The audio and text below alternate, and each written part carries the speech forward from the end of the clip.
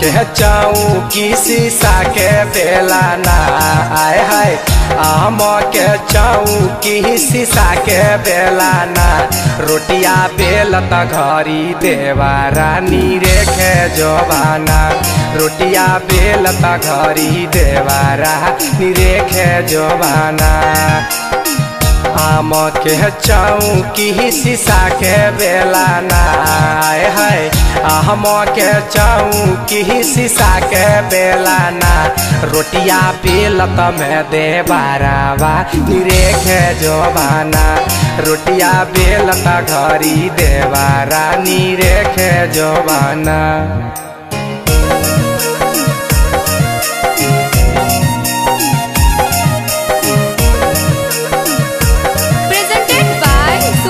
बड़ी सताव है देवरवा सैया नहियरवा जाइबा हो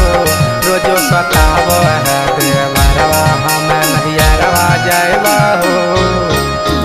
हमारा तो छोड़ी पियवा रहै छ शहर में जी धीरे धीरे घुस जाय छ रसोई के घर में जी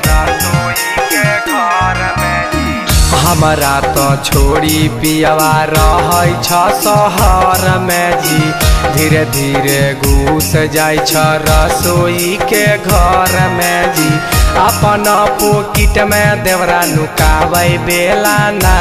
आय हाय अपन पोकिट में देवरा नुकाबै बेलाना रोटिया बेलत घरी देवारा निरेखे जवाना रोटिया बेलत घरी देवारा निरेखे जवाना।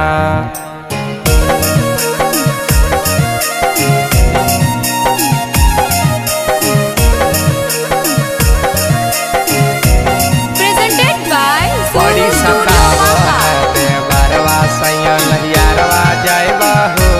रोजो सताव है देवरवा हम नहियरवा जाइबा हो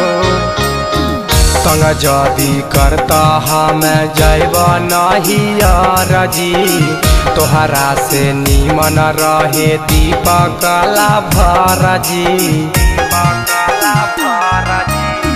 संग जदी करता हम जाइब नहियर जी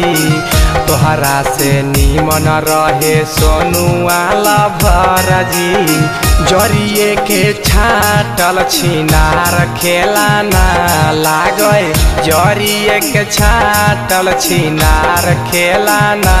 रोटिया बेलत में देवारावा निरेखे जवाना रोटिया बेलत घरी देवारा निरेखे जवाना आम के चौकी शीशा के बेलाना आए हाय आम के चौकी शीशा के बेलाना रोटिया बेलत में देवारावा निरेखे जवाना रोटिया बेलत घरी देवारा निरेखे जवाना। Presented by Sonu Studio Banka।